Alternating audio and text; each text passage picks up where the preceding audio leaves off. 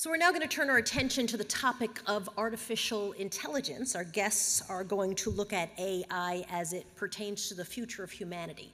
In other words, how will AI change the world, and what will that world look like for human beings? Will humanitarian needs change as a direct result of AI? How does data scarcity factor into this conversation? How do we ensure indigenous wisdom informs AI policy? Moderating this discussion will be writer, TV host, and comedian Baratunde Thurston.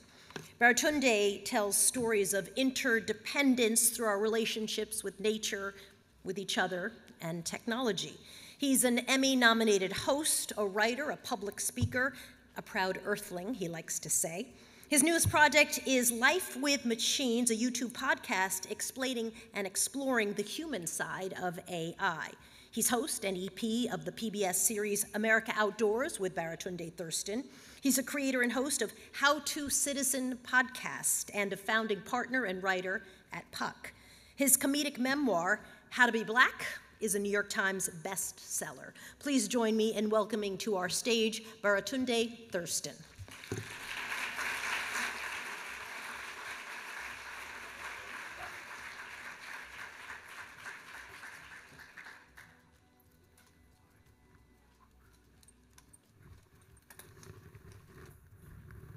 You know, when I got here last night for the dinner, first let's just acknowledge Sixto, please. Can we just acknowledge Sixto and acknowledge how amazing his suit was. It's truly, the message was glorious, but the suit, it helps the message stick.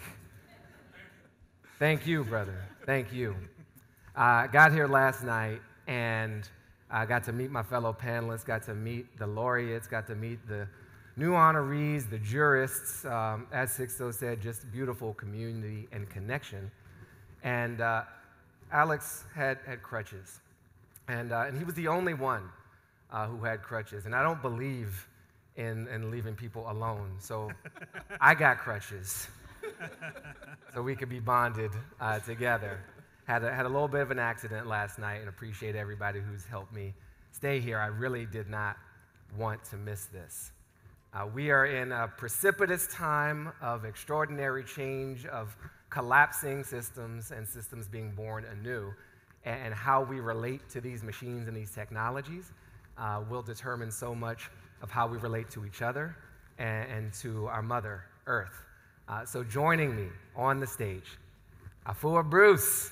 Put your hands together for Afua Bruce, founder and principal, A&B Advisory Group. Alex Díaz, put your hands together for Alex Díaz, head of AI for Good at Google.org. Michael Runningwolf, let's hands together for Michael Runningwolf, co-founder and lead architect of First Languages AI Reality. I was inspired about this AI journey we're going to be on and found a poem emerging from you, a slice of which goes like this. I wonder if our obsession with intelligence of an artificial nature has us wandering too far from our essential human nature. If the answer to every question can be generated in a flash, then it's time for us to question just what we want to ask. I think right now, one of those big questions is, how can these machines help us become more, not less, human? And each of you is working in a space of applying this new form of power for the collective benefit of us all. I'd love to know where this journey began with you in terms of how you found yourself in the AI space, and then the connection to using it for humanitarian causes. Michael, let's start with you, please. Yeah, thank you for the question, and thank you for welcoming me here. So I am from a small rural village called Verney, Montana. And when I grew up, we didn't have water, we didn't have electricity. It was a normal house, but we didn't have very good infrastructure. And so I was a little brown kid, little boy, carrying around a kerosene lantern. And they're all glass, because the kerosene is very caustic. And so as you can imagine, basically a little brown kid walking around with essentially a Molotov cocktail. And you're walking around, But I was raised by two amazing people. My father is a traditional artist and a speaker of his language, Lakota, and my mother was a speaker, of course, of Cheyenne, but also a former Hewlett-Packard engineer. She used to design microchips back in the day, a long time ago. And they both instilled me these two worlds of like, my mother wasn't satisfied with the grade school available in rural Montana, you can imagine. And she taught me, math, how to use her slide rule, how to apply technology in my everyday life. So I'd be sitting there around a kerosene lantern, learning, algebra, learning, reading books like Bram Stoker's Dracula. It's Halloween season, and also being grounded by my father, who was a traditional artist and practiced Lakota culture. And I was raised in this, these two, to me, it wasn't two worlds, technology and culture. They were intertwined, and so language, technology, and which was my interest. So First Languages, AI, Reality, or FLAIR, and I'll wrap up real quickly, is we're building language reclamation technology while attempting to address systemic barriers to AI adoption by indigenous communities. And there's a lot of work to do. There's a wide range of work to do, and I'll just leave it right there. All right, we'll come back to that, and thank you for bringing it all the way back to childhood. I really appreciate it. My mom was a programmer for the government, no college degree, also loved the outdoors, and that integration is a really beautiful thing. Alex, what's your origin story with all that? Yeah, I think I'd build basically where Michael left off and start with my own parents. I think the greatest humanitarian I know is my mother. Oh, look at this guy! I mean, seriously, she's been a nurse for over 40 years, and she's always the first to kind of raise her hand when a disaster happens, whether that was Hurricane Katrina or Rita several years ago, decades ago now, to more recent disasters, to go volunteer with the Red Cross, and kind of instilled in that those values in us as very young children to make sure that we were always giving back. And my dad, it's so funny because my dad is now not the most technical person, but when I was growing up, he was like building computer parts and taking them apart. So the technical infrastructure was always in our house for us to kind of play around with. And I was an avid computer gamer and video gamer. And then kind of merging those two worlds, similar to Michael, kind of came to a head in the work that I do now. I'm happy to dig into in terms of how we start to bring these worlds together to chart a more humane future for the humanitarian space. Thank you. Afua? I will continue the tradition on this panel of acknowledging my parents and their role in shaping me and helping me be on the path that I am now. I was raised in a family with Ghanaian immigrant parents, and the idea of supporting your community, helping your community, being a part of a community was just integral in everything that we did. Being Ghanaian immigrants, my parents also cared a lot about education and working hard. It could be anything I wanted to be, provided it was an engineer or a doctor. A wide range of choices. A wide range of choices.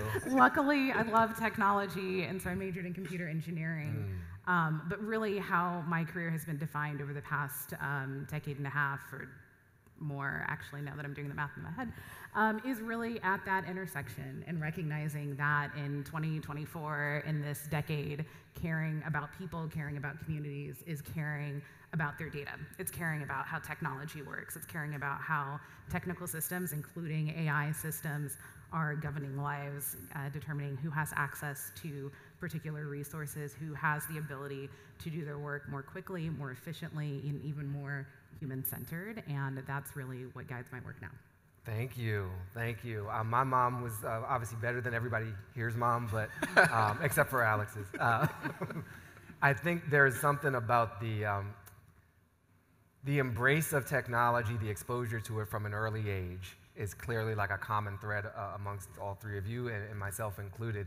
But also there's this humble moment where the people that introduced you maybe aren't on the cutting edge anymore. When my mother was still with us, she would call me and ask me to go to Oprah.com and just tell me what it says.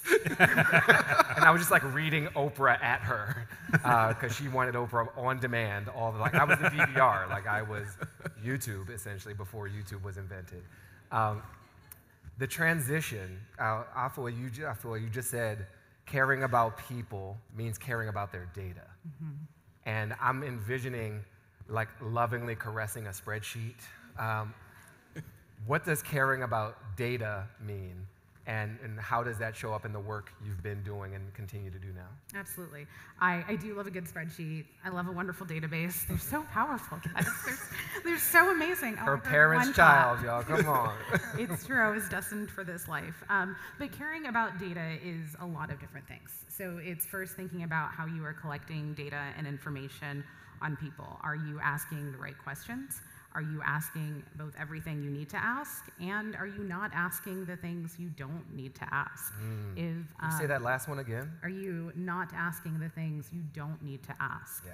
And so I think many times in this age of information and this rush for all of the data, when you are working with especially vulnerable populations, when you are working on humanitarian causes, the push can be just collect all of the information on everyone all the time, and perhaps someday we'll find a use for it.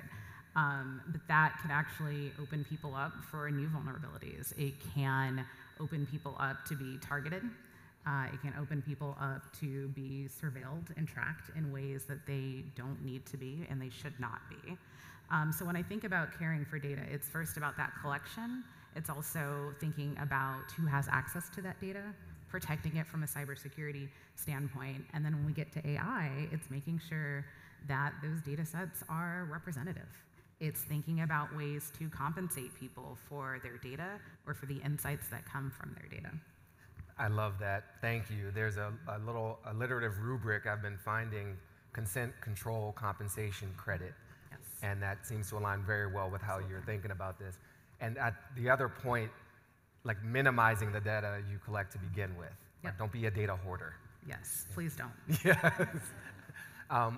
Alex, in your work now, we've learned a little bit about your start, but what does it look like? You know, AI for good, that's a dream. What's the application starting to look like now? Yeah, thanks for the question. I'd say we try to center problems. The way Google.org, so I work at Google.org, Google's philanthropic arm, and we are not AI solutionists. We are I'm sorry, what? We are not AI solutionists. But I thought AI was the answer to everything. It's not. Give every child a large language model. They can achieve their highest potential and make a ton of money for the founders. No, not at all. So what we always do is we center the nonprofits and the communities that they serve, and then say, what problems are you trying to solve? And then from that orientation, we then figure out what are the set of solutions, critically technical or not, that can be helpful to move and make progress against those goals. And if there are technical solutions that can help, and a subset of that being artificial intelligence tools, that's where my team can get really excited and start to help build.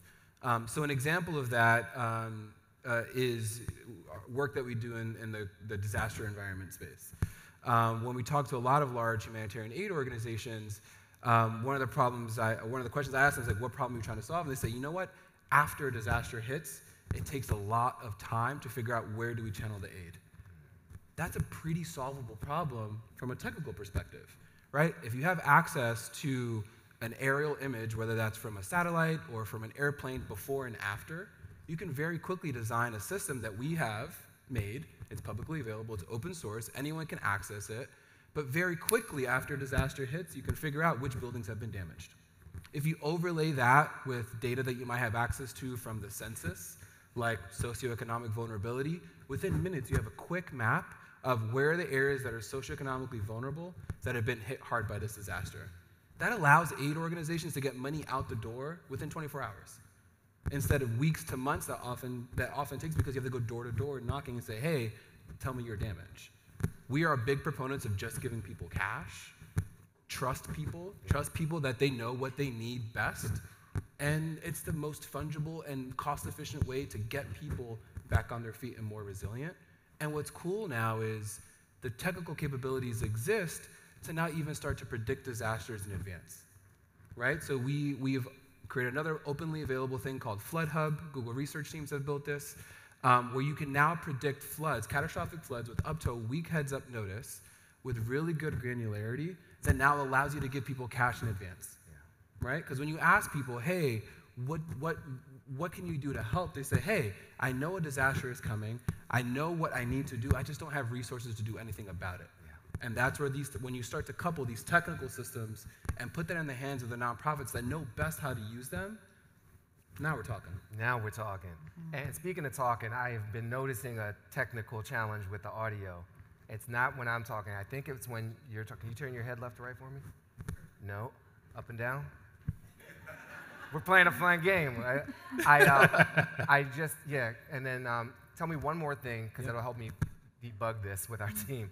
But also, I want the legit answer. Hurricane Helene, Hurricane Milton's on the way. How are your solutions and approaches, not just solutions, being deployed or not in this present moment of disaster? Yeah, I mean, we have teams around the world that are creating products that are always on, that are generating alerts, that give people, I mean, billions of people come to Google every day, whether that's on maps or on search, to gain access to information. And I mean, the company's mission is to organize the world's info and make it universally accessible. And I would argue there's no more urgent time to deliver on that mission than during crises. So whether that's the tools that people can come to visit and have access to, where are shelters, where are the hotlines I can call, those products are available, and then our team is on standby and ready to deploy funding to support aid organizations on the ground. Thank you. And I love the idea of Google deploying funding, because y'all got a lot of money, and we should be shipping that out. I'll give you my ACH code right after this. Can we get we're going to do a little audio swap for you. Okay. And thank you. Give Alex a round of applause. Let's cover this technical transition with some audience participation. Thank you. Michael Running Wolf, tell us more. You teased us on what you're doing with First Languages. How are you deploying AI in service of your particular mission, and why? Yeah, so in North America, there are 500 indigenous languages, and 90% of them are endangered, and not just endangered, critically endangered. The average age of a typical speaker of an indigenous language in North America is around 60, 65 years old. And so we're looking at, within a time horizon of 5 to 10 years, where many of our traditional cultural heritage in North America, and this is Mexico, United States, and Canada, is going to be disappeared. And it's not just language. You know, these aren't just tweets, and these aren't just Facebook posts. These are our cultural knowledge is actually embedded into the culture. So what I mean by that is, from a practical level, a lot of languages speak about the name for medicine is how you utilize it, because they're very information dense. And so there's a couple of paths that we're pursuing here, in that we're working with communities in the Northwest, the Pacific Northwest in British Columbia, United States. We're also working with a community in Brazil, the Yamanawe. We're also working with a community in Northwestern Territories, and others. We're outreaching to communities across the continent. So it's an international effort, intercontinental now. And the objective is to build technology for language reclamation. The problem... Language reclamation. Yes. Which more also implies that language was stolen. Yeah. Yes. Well, the risk here is large corporations, and not to pick on any specific companies, are data hungry. But the risk to us is that these large entities, and it's not just yours, it's everyone, unfortunately. But you're here, so. Yeah, I don't go point at you. But no, you're good. You're good. You're one of the good ones. Joking. But joking about what? I love the ambiguity. We're on. All right. Okay, so we're in the era of big data, and data is proprietary. And the more data you have, the more successful your AI is going to be. And indigenous data is very rare and very difficult to procure. And so there's a land grab going on for indigenous data, similar to what's going on in the Amazon, what's going on in my home country in North Dakota with the oil exploitation. It's valuable. And we are at risk of our data being lost to us because simply we want to optimize the large language models, large ASR projects, and so how do we stop that risk? We should do it ourselves. That's how we make our data safe. If we ourselves, the communities, have true agency, which aren't just being taught about what AI is, but we're actually AI practitioners. We graduate one PhD a year, if we're fortunate, who's a computer scientist who's indigenous in Mexico and the United States and in Canada. And this is according to the CRA Tallbay survey. And I'm working while we build this AI technology. We're also working with communities to teach them basic computer science curricula, basic machine learning, in an integrated way, and so that the general idea being that we will create technology that's scalable horizontally to the 500 languages, to the 7,000 languages of the world, but also allows the community to deep dive themselves. We're not infinite. We don't have Google money. Every community will need to take ownership of their AI and their own languages, and that's sort of the general idea of what we're doing. It's the parallels. This is what I mean when I say like the way we approach the relationship with tech affects how we approach our relationship with each other and the earth, because everything you said, and you already hinted at it, could be about physical land, right? There's like land back and data back. There's land sovereignty and data sovereignty, and self-determination applies no matter what realm we're talking about. So I'm just excited to hear. Yeah, and one thing I'll add is that, congratulations to the new winners, and they know personally. The United Nations and National Geographic did a research study where you saw indigenous languages thriving, you also saw the ecology thriving. And there's a direct correlation between the two. And so save a language, you also save the land. Yes, that's worth applause and acknowledgement. Afua, you did such a good job with my earlier prompt of laying out the structure and the challenges and the mandate, right, in terms of compensating folks, in terms of caring for data. What's the application you're seeing in the humanitarian, in the for good space in terms of AI? Absolutely. I am actually seeing a lot of applications of AI in the for good space, and I'll divide them into two different categories. The first is people who are developing new AI tools to help with programming.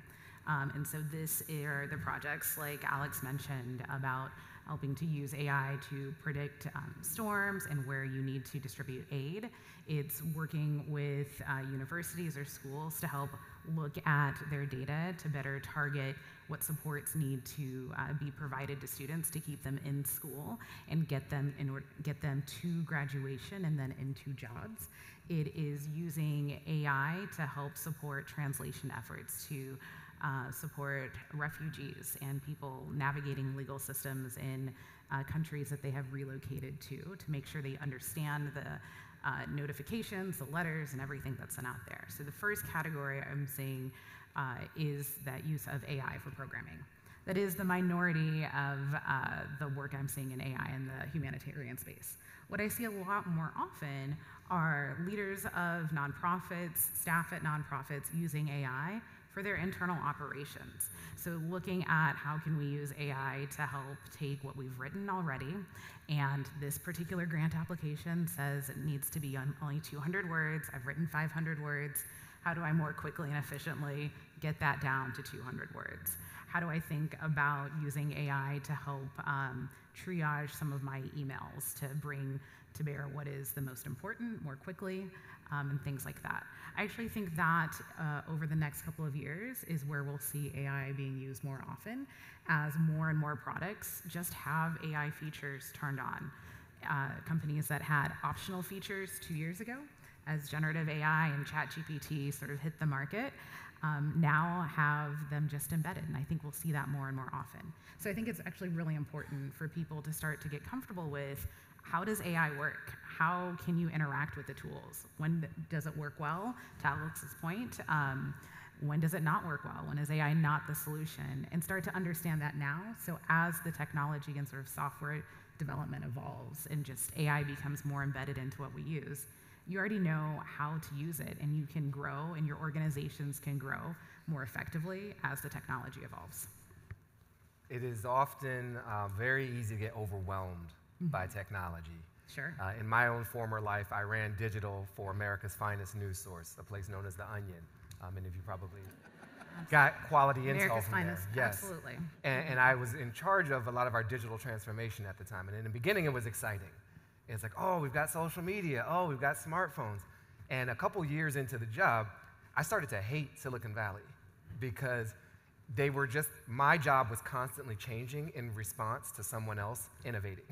Sure. In ways I didn't necessarily ask for. Yep. Kind of fun, kind of exhausting. And I had a moderate amount of resources from this fake news operation, so many nonprofits, NGOs are under-resourced already when it comes to just getting their job done, having a grant manager, right? Having enough program officers.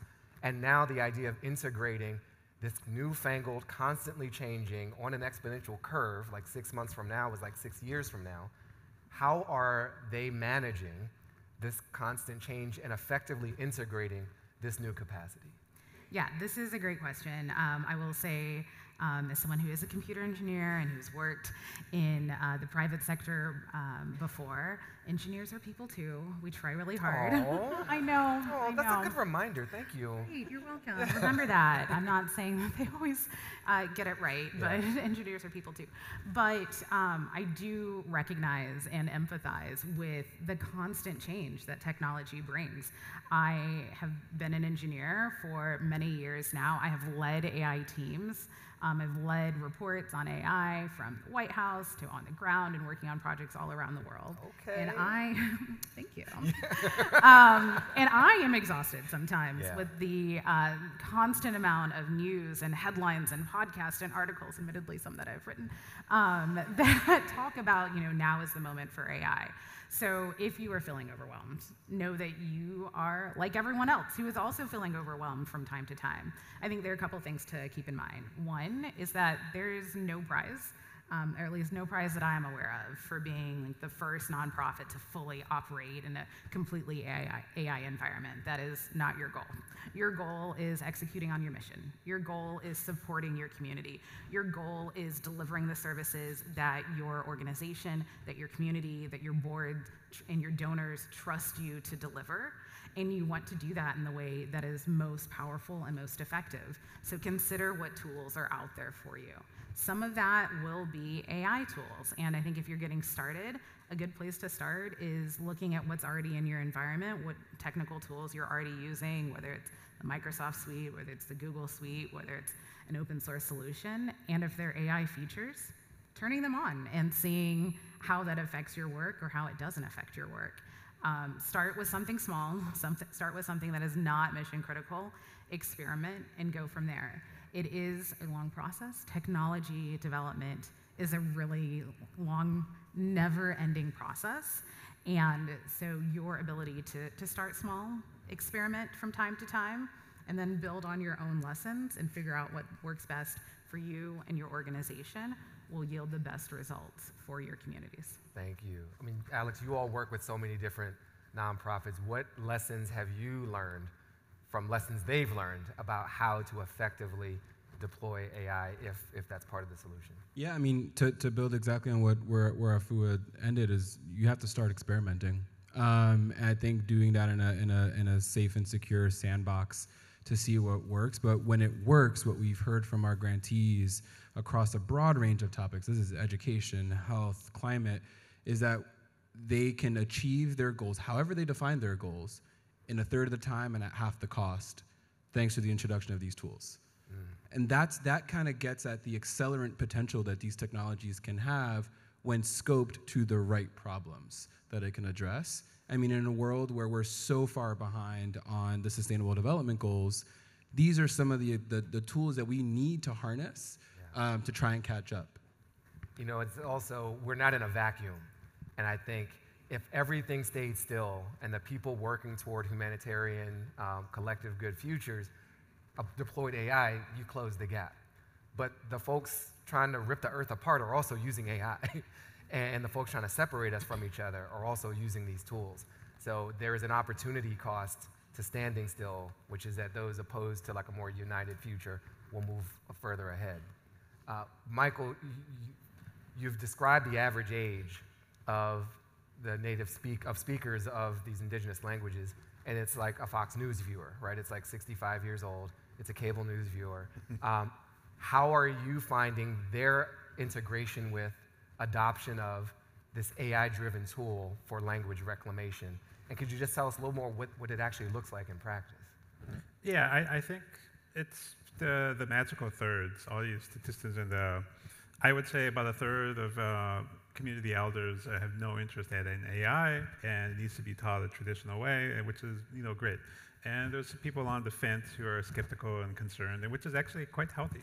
And then there's some elders who are radical embracers, accelerationists, hyper-technical progressives, I would say. Like, there's a 70-year-old elder we're working with from the Northwest Territory who has created his own VR exercise, and saw this out and said, the Google Quest, Meta Quest, and said, I want to put AI in here so you can talk into the AI, and that's exactly our idea.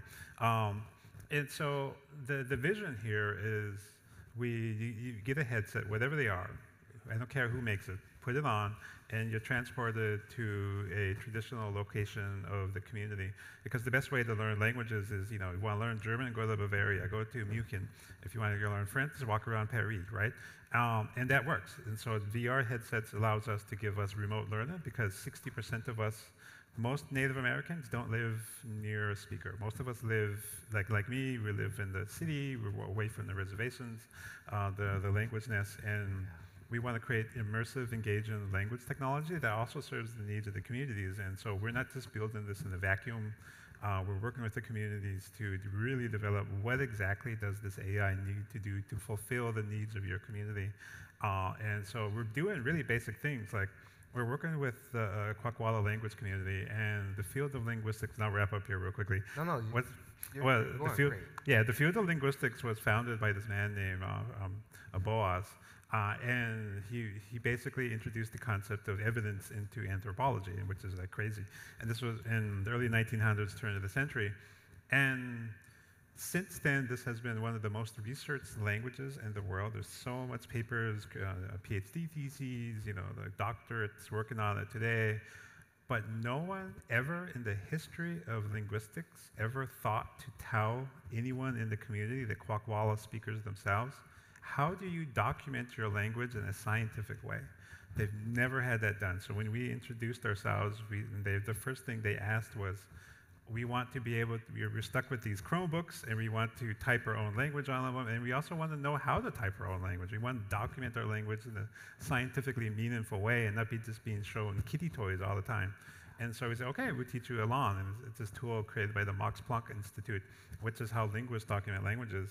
And it's scientifically necessary for us because it fulfills our goals. We're trying to build AI using scientific documentation.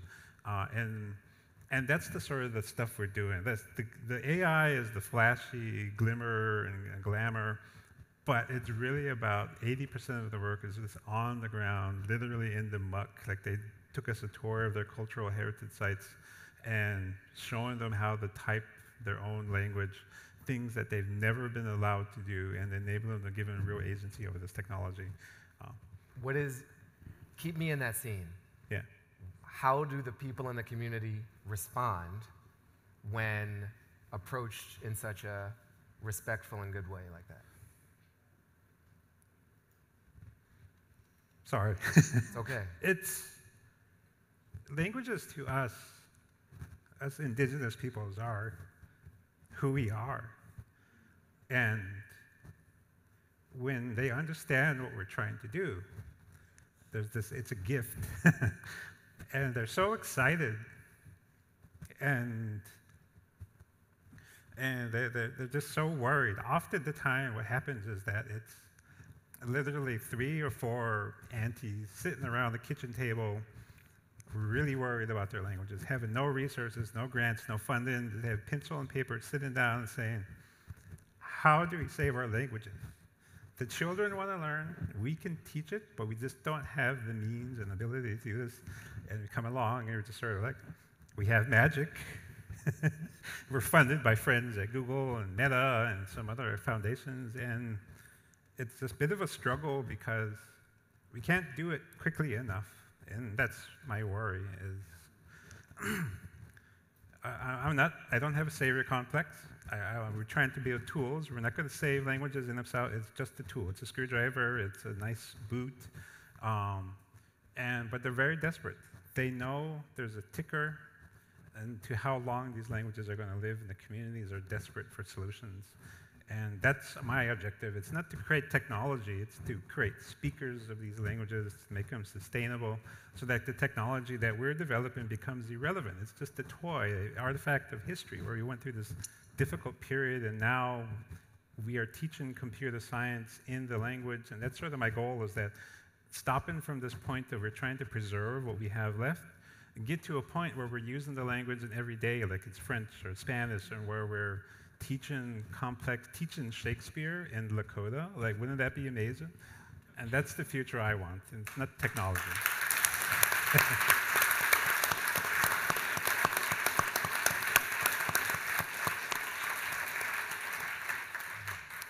Thank you for taking us there.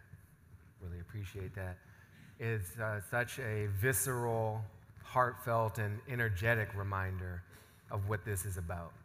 And even your invocation of the timeline, right? Parallels to the climate timeline, about the Amazon itself, about all of our natural spaces which help us live, which are essential. And so you took us to a thriving place, you took us to a very human place, and that's where I want us to all land, is back in that human place. Alex, and then Afua, as we wrap this up, tell me about, not the technology, but the human effect of the purposeful, the intentional use of these tools in whatever way resonates with you. Maybe it's in a particular project, maybe it's something in your own life, but I'd love us to just, find a human thread to pull on as we wind down. And you don't have to make us cry the way it might. No pressure on that. Yeah. No, I'm just trying to center myself. Thank you, Michael. I think of work that we've done in the health space, and I can go back to examples that we did in the disaster response space. In the health space, these are tools. These are screwdrivers. These are assistive tools, but tools that can help you now diagnose disease early. And for a lot of diseases, once you start to show symptoms, it's too late. But there's something about these tools that they're picking up that allows you to get that early warning. But early warnings not tethered to early action is a wasted opportunity. And when you now have these systems that can give you early warnings, whether that's in health or in climate, it now behooves us on the human side to act. And that's really just a matter of political will. Yes, let's get that. Thank you. Afua. So I was recently at a friend's house, and her daughter was playing with a number of other kids, and her daughter came up, asked for her phone, because my friend doesn't let her 10-year-old have a phone of her own, takes the phone, goes to the group of kids who were maybe between 6 and 13-ish, and then comes back 10 minutes later. My friend picks up her phone, starts to scroll through to see what her daughter had been doing on the phone. And it turned out her daughter had been using WhatsApp and the AI interface for WhatsApp, the generative AI tool, and had asked it, help us come up with a new game. Help us figure out what to call it. Oh, we don't like this suggestion. Change it in this way. Okay, we want to do this. There are this many people. And had gone back and forth and had come up with a new game. And now the kids were playing that game. And so when I think about the possibilities of AI, I think about it in terms of what do communities want, and I hope that includes healthcare. I hope it includes language. I hope it includes identity. I hope it includes solving problems, but I also hope that we think about it in ways of how do we have fun? How do we have joy? How do we imagine a really more inclusive, more productive, and just more joyful society for us all? I mean, come on, what? That was amazing! Yeah. Thank you.